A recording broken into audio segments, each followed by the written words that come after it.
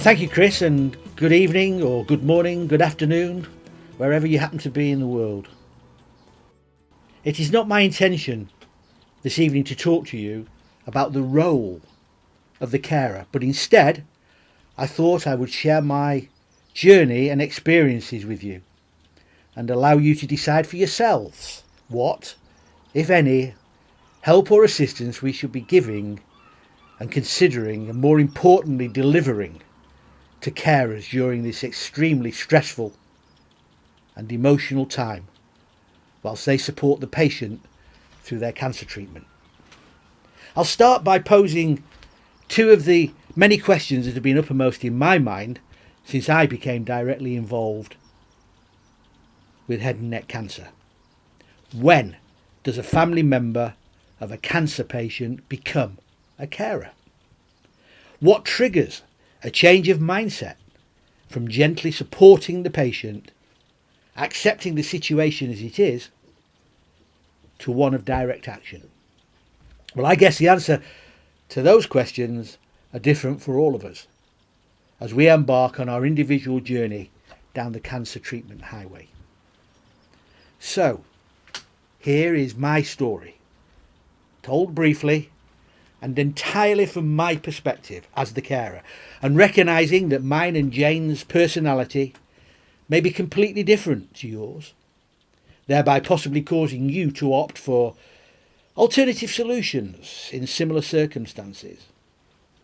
Both mine and Jane's personal strengths and weaknesses had a huge influence in the choices we made and the manner in which we went about achieving our aims.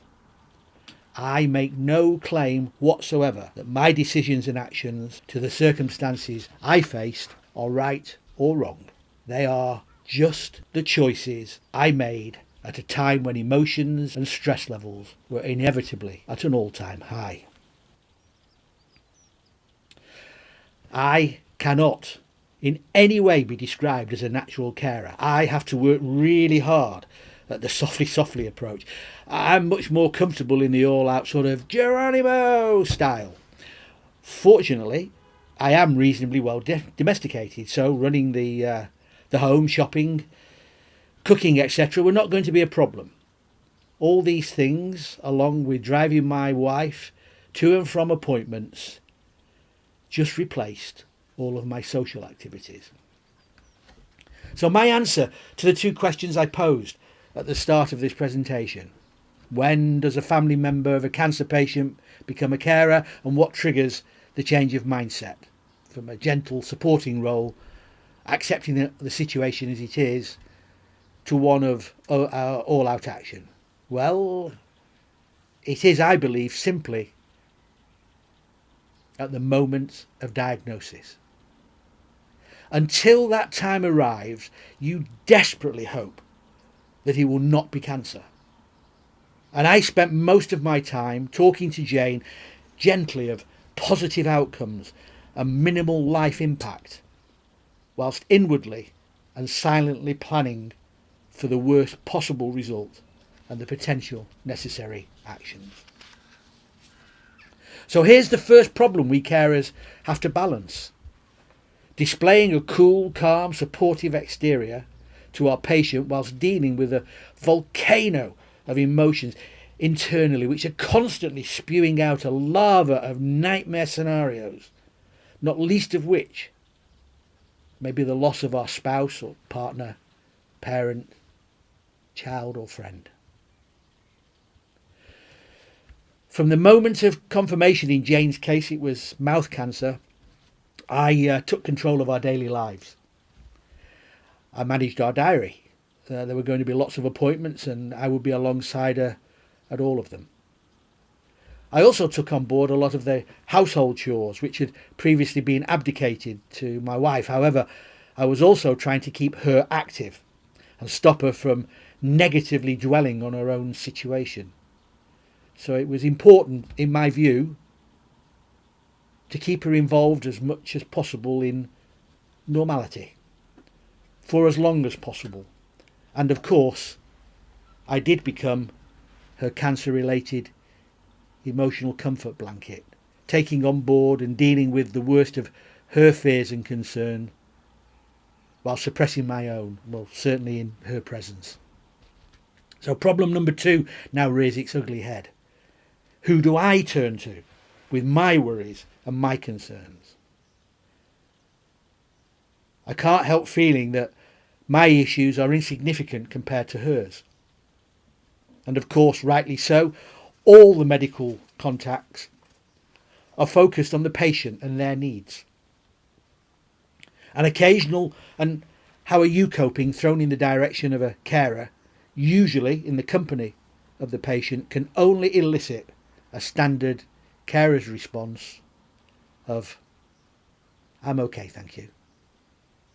When what you really want to share is the emotional turmoil you have found yourself thrown into by this terrible diagnosis, that your loved one is not always being straightforward when asked questions by medical staff, that they are minimising what you as the carer see at home in a mistaken effort to not add unnecessarily to the burden of the overworked medical teams, and that you feel you cannot speak freely in front of the patient for fear of increasing their already heightened emotional and stress levels.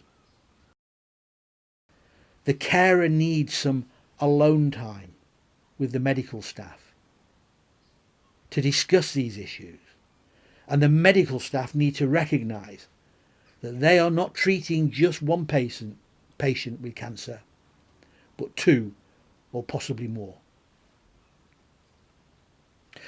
When planned treatment is cancelled for whatever reason, there is an inevitable feeling of at best disappointment and at worst despair. I found myself in a scenario of 3 cancelled surgeries, 2 on the day of the surgery after being fully prepped.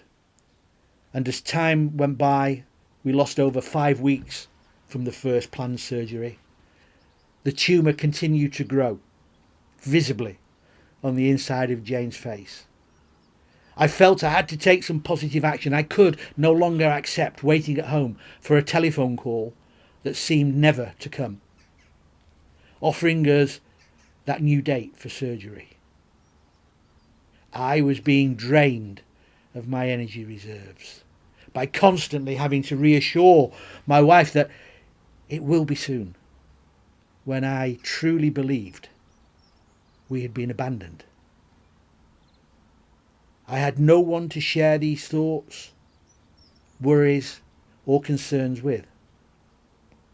So I developed the ability to compartmentalise these negative issues and only share the positive ones with Jane. All of my negative feelings were channelled into an action plan, primarily directed towards the system that seemed okay with our plight. Our lives were on hold, and time was fast running out. Make no mistake, I was angry. I felt crushed by the lack of interest from the hospital in Jane's worsening condition. I had exhausted all the normal channels of action, and my anger and frustration was at boiling point. I needed to vent. I made the decision to contact the press and arranged an interview in regard to this intolerable and unacceptable situation. 2 days later, our story was front page news.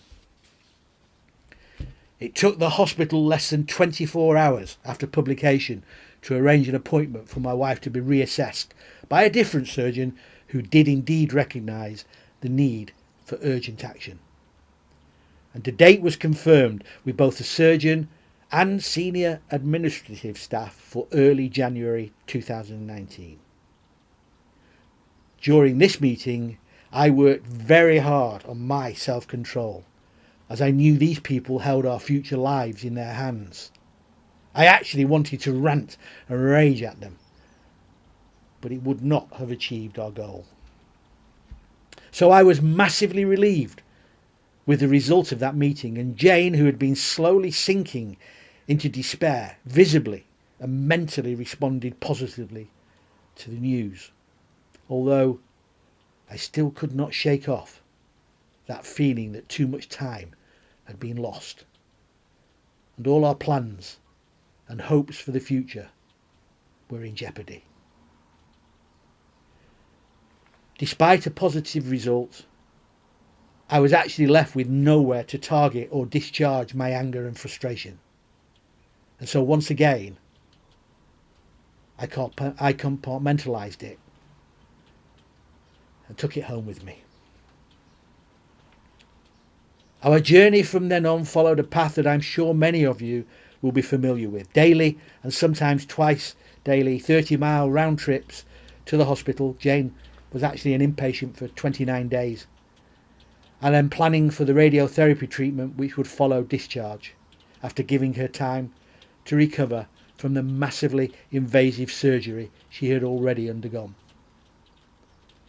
Before radiotherapy could commence, we had to deal with infection issues, which required further hospitalisation for 4 days, and a poorly fitted peg feed, which did not function correctly and had to be changed.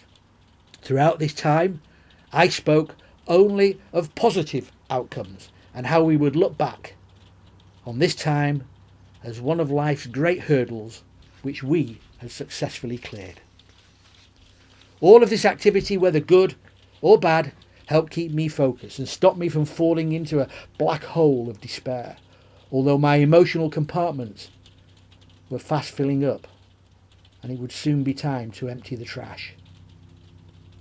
My nagging fears that this had all taken too long, I pushed into one of my compartments labelled oversensitive issues to be deleted at a later date.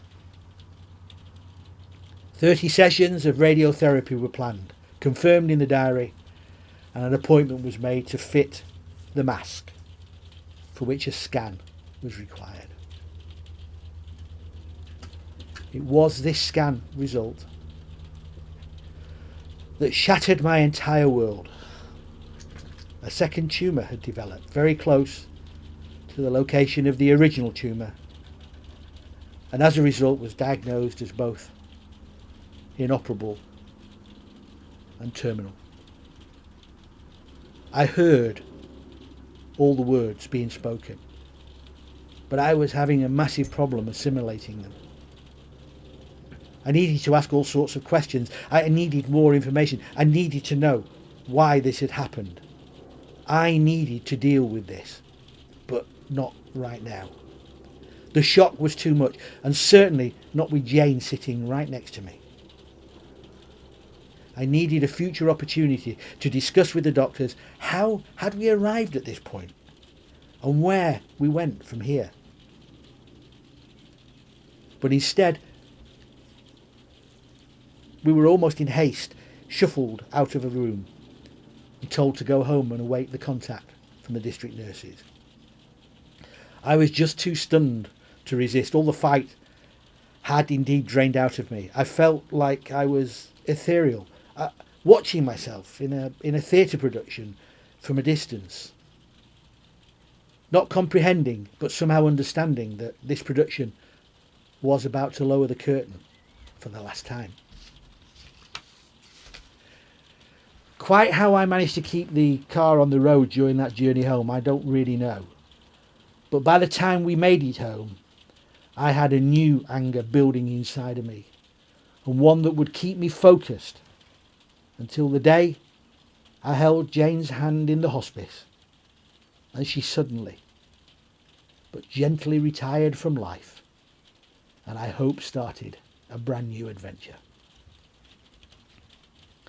I am still dealing with my own issues resulting from Jane's diagnosis and passing, but I do find the monthly Swallows meetings a great comfort, not from any morbid sense, but from the hope that by giving another carer the opportunity to open up and share some of their deeper thoughts and emotions and frustrations, which under normal circumstances they may feel unable to speak out aloud. Together, we just might make a small but positive difference to the quality of both our lives. Thank you.